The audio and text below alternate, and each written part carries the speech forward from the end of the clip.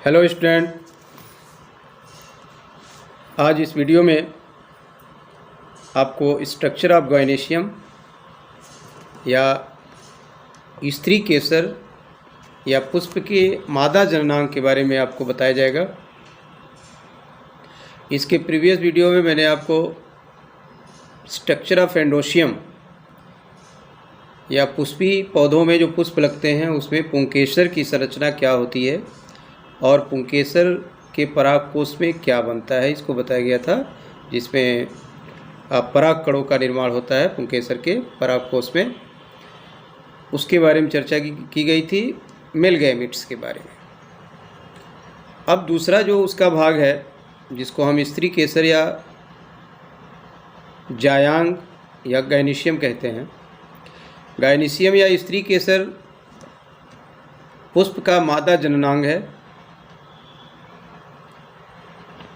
और यह प्रत्येक पुष्पों में एक लिंगी अथवा द्विलिंगी जो पुष्प होते हैं, अगर द्विलिंगी पुष्प हैं तो उसमें एंडोशियम गायनेशियम दोनों होते हैं। अगर एक लिंगी पुष्प है तो उसमें जो मादा पुष्प होता है उसमें गायनेशियम पाया जाता है और जो नर पुष्प होता है उसमें पुंकेसर पाया जाता है या एंडोशियम पाया जाता है।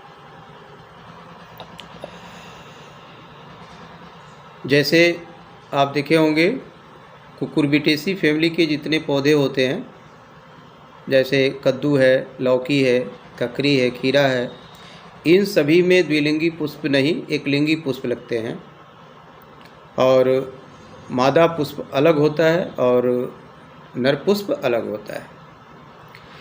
जो मादा पुष्प होते हैं उसमें स्त्री केसर या गायनेशियम उपस्थित होता है जो उस पुष्प का मादा जननांग है। और इस जननांग के मेनली 3 पार्ट होते हैं बच्चे। इस 3 पार्ट में सबसे ऊपर की तरफ एक छतरी जैसी अथवा एक थोड़ा गोलाकार संरचना होती है जिसको हम स्टिग्मा अथवा उसको हिंदी में हम वर्तिकाग्र कहते हैं। स्टिग्मा या वर्तिकाग्र कहते हैं। उसके नीचे एक पतली सी ट्यूब लाइक स्ट्रक्चर नली निकलती है, नीचे की तरफ आती है, जिसको वर्तिका या स्टाइल कहते हैं। और सबसे नीचे की तरफ एक स्वेलिंग पार्ट होता है, फूला हुआ भाग होता है, जिसको ओवरी या अंडाशय कहते हैं। तो मेनली पुष्प के जो गायनेशियम होते हैं, इस गायनेशियम के 3 पार्ट होते हैं, स्टिग्मा, स्टाइल और ओवरी। इसको आप हिंदी में कह सकते हो वर्तिकाग्र, वर्तिका और अंडाशय। अंडाशय की स्थितियाँ भिन्न भिन्न हो सकती हैं। जैसा कि जब आप टैक्सोनॉमी पढ़ते हैं, जब आपको पुष्प वर्णन पढ़ाया जाता है तो उस पुष्प वर्णन में आपको बताया जाता है कि ये जो ओवरी होती है, कुछ पुष्प में ओवरी थैलमस के नीचे होती है। जब ओवरी थैलमस के नीचे होती है तो इसको बच्चे इन्फीरियर ओवरी कहते हैं अथवा अधोवर्ती अंडाशय युक्त गायनेशियम कहा जाता है। और जब ओवरी या जो अंडाशय है वो थैलमस या जिसको पुष्पासन कहते हैं, उस पुष्पासन से ऊपर होता है तो उसको सुपीरियर ओवरी कहते हैं अथवा ऊर्ध्ववर्ती अंडाशय कहते हैं।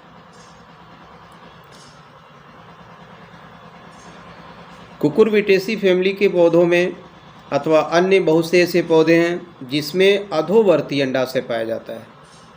मतलब कि जो अंडाशय है, ओवरी है, वो पुष्पासन या थैलमस के नीचे होती है।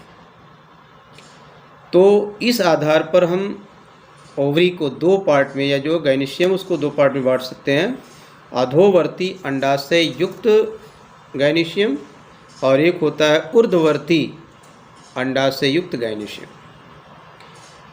आपके सम्मुख जो स्क्रीन पर जो गायनेशियम का फिगर लगा हुआ है, उस गायनेशियम के फिगर पे आप देख सकते हैं, ये नीचे सबसे नीचे थैलमस लिखा होगा है।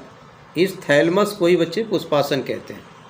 पुष्पासन वह स्थान है जहाँ पर पुष्प का जो स्त्री केसर है वो लगा होता है और वहीं से पंखुड़ियाँ निकलती हैं, वहीं से पुंकेसर निकलते हैं। ये सारे ऑर्गन्स वहीं से निकलते हैं, इसलिए पुष्प का ये आसन है, मतलब पुष्पासन जहाँ से पुष्प ओरिजिनेट होता है। तो ये जो मैंने टिक किया है ये थैलेमस है, इसको थैलेमस या पुष्पासन कहते हैं। और इस पुष्पासन के ठीक ऊपर एक स्वेलिंग पार्ट आपको दिखाई दे रहा होगा जिसको लिखा गया ओवरी, और ओवरी के अंदर ओव्यूल या बीजांड है। तो ऐसी ओवरी जो होती है इस तरह का, इसको ऊर्ध्ववर्ती अंडाशय अथवा सुपीरियर ओवरी कहते हैं। तो ऊर्ध्ववर्ती अंडाशय के अलावा बच्चे कुछ ऐसे भी पौधे हैं जिसमें, जैसे कि मान लीजिए ये जो थैलेमस है, इस थैलेमस के नीचे अगर इस तरह से अंडाशय है और ऊपर पुष्प की पंखुड़ियाँ लगी हुई हैं, तो नीचे जब अंडाशय होगा थैलेमस के, तो इसको हम कहते हैं अधोवर्ती अंडाशय या इन्फीरियर ओवरी कहा जाता है। जैसे जितने भी कुकुरबिटेसी फैमिली के पौधे होते हैं उसमें इस तरह की सिचुएशन होते हैं, उसमें अधोवर्ती अंडाशय पाए जाते हैं। अब इसके बाद जो स्टिग्मा है इस पर, ये परागकणों को कलेक्ट करता है। स्टिग्मा पर उपस्थित परागकण अंकुरित होकर के इस स्टाइल के रास्ते से अंडाशय के अंदर उपस्थित एक ओव्यूल, जिसको बीजांड कहते हैं, उसके अंदर प्रवेश करता है।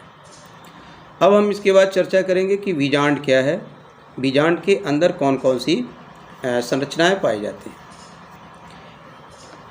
ये जो बच्चे स्क्रीन पर लगा हुआ आपके, इसको बीजांड कहते हैं अथवा ओव्यूल कहते हैं। ये अंडाशय के अंदर होते हैं। इस बीजांड की संरचनाओं में सबसे ऊपर की तरफ एक आवरण होता है, आप निभाग जिसको कहते हैं या चलाइजा कहते हैं। उसके बाद इंटीगुमेंट्री लेयर है पूरी तरह से, और एक स्टॉक होता है जिस स्टॉक से ये जो अंडाशय होती है इसकी दीवार से लगा होता है। आप देख सकते हो फुनकिल्स लिखा है, फुनकिल्स ये स्टॉक है, ये इसी से ये अंडाशय की दीवारों से लगा होता है। चिलाइजा है, ये पूरी संरचना को न्यूक्लियस कहते हैं, और बाहरी आवरण को इंटीगुमेंट अथवा बाह्य आवरण कहते हैं। इस बीजांड के, यह बीजांड अलग अलग प्रजाति के पौधों में अलग अलग तरह से लगते हैं। बीजांडन्यास विभिन्न प्रकार के होते हैं, और जैसा कि आप जब पुष्पों की टेक्सोनॉमी पढ़ते हैं तो उसमें आपको बताया जाता है कि सीमांत बीजांडन्यास हो सकता है, परिधि बीजांडन्यास हो सकता है, एकल बीजांडन्यास होता है। कई तरह के बीजांडन्यास पाए जाते हैं। उसमें मार्जिनल प्लेसेंटेशन जिसको कहते हैं, वो परिध से होकर के परिध से ये लगे होते हैं बीजांड, तो उसको मार्जिनल प्लेसेंटेशन कहते हैं। सेंट्रल प्लेसेंटेशन होता है, कई तरह के प्लेसेंटेशन होते हैं, मतलब बीजांड कई रूपों में अंडाशय में लग सकते हैं। लेकिन इसकी मूलभूत संरचना यही होती है कि बीजांड के अंदर एक इम्ब्रियो सैक होता है, भ्रूण कोष होता है। बीजांड के अंदर इम्ब्रियो सैक या भ्रूण कोष होता है, और इस भ्रूण कोष के अंदर ही ऑर्गन्स पाए जाते हैं। बाहर का जो आवरण है वो इंटीगुमेंट्री लेयर या बाहरी आवरण है, शैलाइजा है, रेफी है, तमाम तरह के ऑर्गन्स हैं। और सबसे नीचे की तरफ एक सूक्ष्म छिद्र होता है जिसको माइक्रोपाइल कहते हैं या बीजांड द्वार कहते हैं। सामान्य रूप से बीजांड द्वार वह जगह है जहाँ से होकर के जो पराग नलिका है वो भ्रूणकोश के अंदर प्रवेश करती है। और यह बीजांड कहाँ स्थित होते हैं, तो आप बताएंगे कि बीजांड या ओव्यूल अंडाशय के अंदर स्थित होते हैं।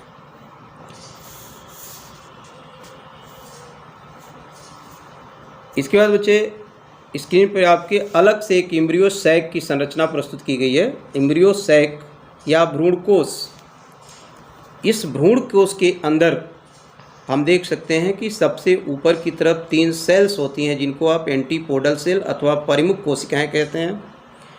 परिमुख कोशिकाओं के बाद नीचे की तरफ एक सेंट्रल सेल होती है, कोशिका होती है। इस सेंट्रल सेल के अंदर 2 केंद्रक पाए जाते हैं एक साथ जुड़े हुए, जिनको आप पोलर न्यूक्लियस कहते हैं। पोलर न्यूक्लियाई इनकी संख्या 2 होती है।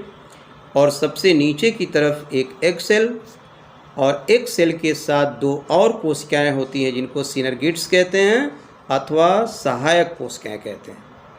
इस प्रकार एक भ्रूण कोश के अंदर एक मैच्योर इम्ब्रियो सैक जो होता है, उस एक मैच्योर इम्ब्रियो सैक के अंदर 3 एंटीपोडल सेल, 1 एग सेल, 2 सिनर्गिड्स अथवा सहायक कोशिकाएं और 2 2 पोलर न्यूक्लियाई होते हैं या ध्रुव केंद्रक जिनको कहते हैं। अब बच्चे एक चीज़ में ध्यान देना है कि जो पोलर न्यूक्लियाई है इसके साथ जब निषेचन की क्रिया होती है, जैसा कि मैंने इसके पहले पूर्ववर्ती जो वीडियो दिए थे उसमें एक शब्द आपको मैंने दिया था डबल फर्टिलाइजेशन और ट्रिपल फ्यूजन। आपको पुनः मैं एक बार बताना चाहता हूँ कि जब निषेचन क्रिया होती है तो निषेचन के समय जो पराग नलिका में 2 शुक्राणु केंद्रक बनते हैं, इन पराग नलिकाओं में उपस्थित जो 2 शुक्राणु केंद्रक हैं उनमें से एक शुक्राणु केंद्रक एक सेल के साथ जुड़ करके निषेचन करता है और एक शुक्राणु केंद्रक पोलर न्यूक्लियाई के साथ जुड़ करके निषेचन क्रिया करता है। अर्थात एम्ब्रियो सैक के अंदर 2 स्थान पर फर्टिलाइजेशन होता है और इसलिए इस प्रकार के फर्टिलाइजेशन को हम कहते हैं डबल फर्टिलाइजेशन। इसी प्रकार जो 2 पोलर न्यूक्लियाई हैं, ध्रुव केंद्रक हैं, उसके साथ एक शुक्राणु केंद्रक जब आपस में जुड़ता है तो 3 केंद्रक आपस में जुड़ जाते हैं। इस नाते इसको ट्रिपल फ्यूजन अथवा त्रिक संयुग्मन कहते हैं। तो बच्चे इस तरह से ये एम्ब्रियो सैक की संरचना है। और निषेचन जब हो जाता है तो निषेचन के बाद जो एग सेल है वही एम्ब्रियो अथवा भ्रूण के रूप में परिवर्तित होती है। जो पोलर न्यूक्लियाई निषेचन के पश्चात भ्रूणपोष या इंडोस्पोर का निर्माण करती है, भ्रूणपोष का निर्माण करती है। और जो आपका अंडाशय पूरा है पुष्प का, वह अंडाशय फल के रूप में, बीजांड बीज के रूप में परिवर्तित हो जाता है। तो इस तरह से ये फीमेल गैमेटोफाइट के निर्माण की ये संपूर्ण प्रक्रिया थी। फीमेल गैमेटोफाइट अंडाशय के अंदर बनता है और इसमें ये सिचुएशन क्रिएट होते हैं। अब एक प्रश्न इसमें उठता है कि जो आपका एम्ब्रियो सैक है, इस एम्ब्रियो सैक में कितने केंद्रक होते हैं? तो आप देख सकते हो कि आपके जो सामने स्क्रीन पर जो फिगर लगा हुआ है, इस फिगर में आप देख सकते हैं कि 3 एंटीपोडल सेल्स के केंद्रक, 2 पोलर न्यूक्लियाई के केंद्रक और नीचे 2 सिनर्गिड्स के केंद्रक और एक एग सेल के केंद्रक। इस प्रकार से इसमें कुल 8 केंद्रक होते हैं। एम्ब्रियो सैक के अंदर न्यूक्लियस की मात्रा 8 होती है, 8 होते हैं, जबकि सेल्स की संख्या कितनी होती है तो आप देख सकते हैं कि 3 एंटीपोडल सेल और एक एग सेल, 2 सिनर्गिड सेल 6 और एक सेंट्रल सेल 7 सेल्स होते हैं और 8 न्यूक्लियस होते हैं। एक एम्ब्रियो सैक के अंदर 8 न्यूक्लियस और 7 सेल्स पाए जाते हैं। ये पूरी प्रक्रिया थी फीमेल गैमेटोफाइट के निर्माण की। इसको आप समझेंगे। थैंक्स।